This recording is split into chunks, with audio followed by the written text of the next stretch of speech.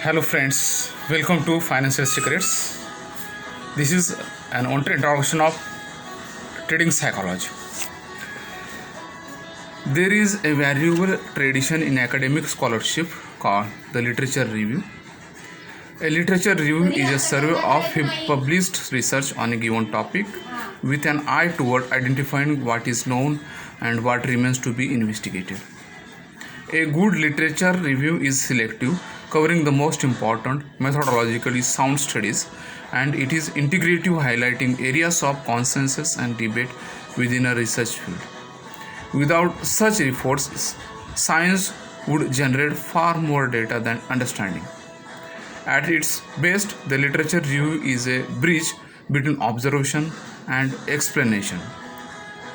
The meaning is observation, literature review, and then explanation. If undertaken properly, it illuminates existing research directions and inspires new ones. Although the exercise that inspired this book was a performance review and not a literature review, I identified approximately a dozen of the very best traders that I had worked with intimately over a decade of coaching and asked myself what made them tick. On the surface, they were quite different. Some were day traders in the electronic future market, others were portfolio managers in currency and fixed income markets. A few were highly quantitative, others drew on pattern recognition in a purely discretionary manner. Some were outgoing and some introverted. Some were highly emotional and passionate about winning and losing. Others were relatively calm, cool, and performers. When I look at what these traders did, all I found was variety. When I examined how they did what they did, however, the processes underlying their decisions and actions, several common features leaped out at me. Adaptability. 2%. The best traders were adaptive and flexible. They were sensitive to market environments and altered their trading to fit changing landscapes. Often, they would quickly alter their risk exposure, sensitive to occasions when market action did and did not confirm their expectations. Even more broadly, they adapted to changing markets regimes by learning new skills, broadening their trading knowledge, and reworking their analytics. What made them successful was not merely that they possessed a trading edge, rather, they had found ways of continually honing and expanding that edge. Creativity. The ideal for any trading firm is assembling a group of traders, each of whom delivers superior risk adjusted returns in a relatively uncorrelated manner.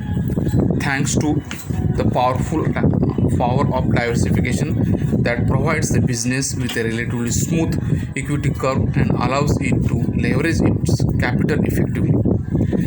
Wherever I have seen successful trading firms, I have encountered creative traders, ones who review markets uniquely, find original ways to generate ideas, and express their views in fresh ways that maximize reward relative to risk.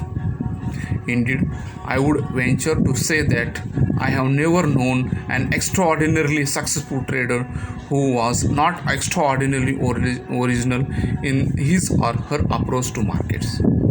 I refer to such traders as idea factories, as they develop robust routines for detecting opportunity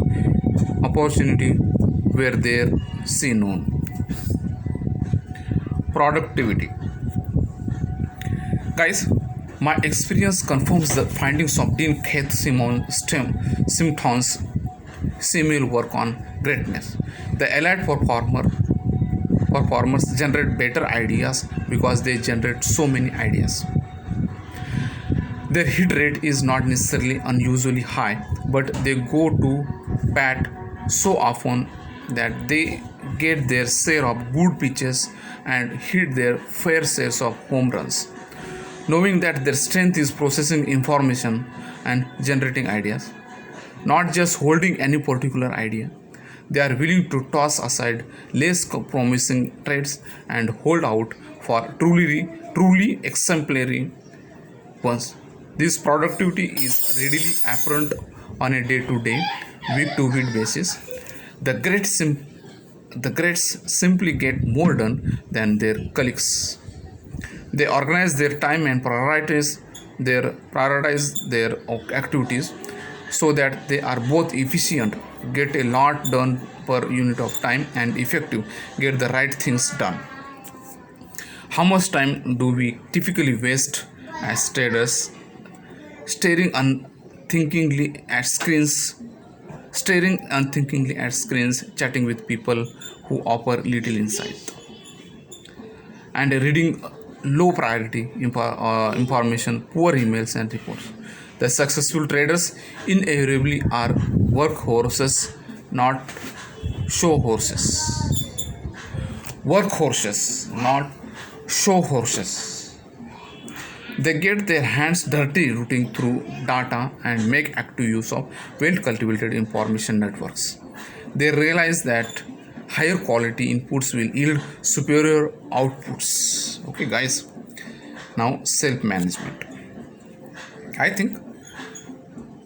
can think of a few occasions that blend risk and uncertainty in an immediate way as trading. In many lines of work, good enough is good enough. Slippers are rarely irreversible or fatal. In financial markets, good enough is the expected, the average. It's not what produces outstanding results. Maintaining focus, optimism, and energy level during periods of drawdown is not easy. Nor is it easy to attend to life's many responsibilities when focused on fast moving markets. Successful athletes realize that only very high levels of conditioning will allow them to deliver their very best performance. For traders, the conditioning is cognitive as well as emotional.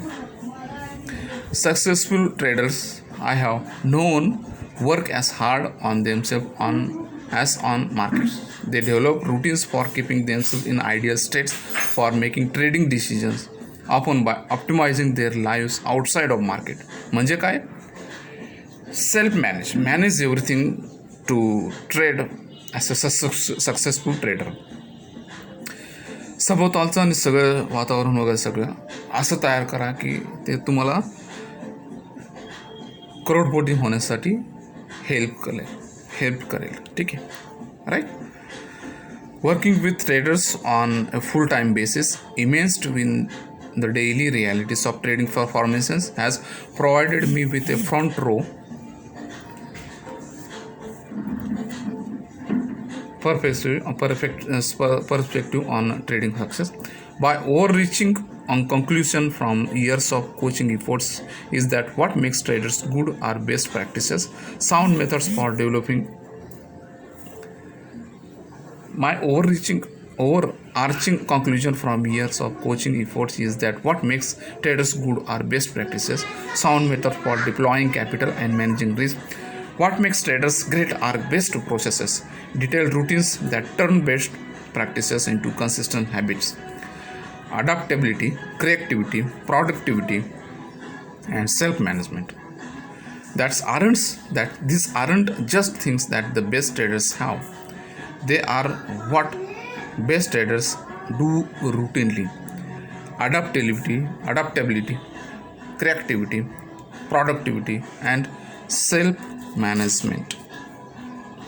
The most important review you can conduct is not one of the research literature but of yourself.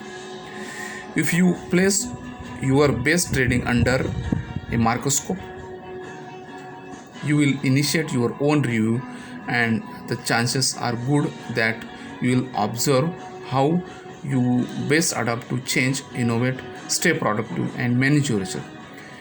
It is difficult for us to appreciate, especially during times of drawdown, that at sometimes in some ways we already are the traders we hope to become.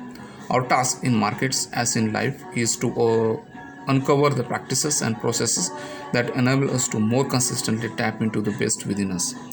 Very few challenges are as nodal or rewarding as fully becoming who you are at your best. Let the journey begin. Okay, enjoy, guys.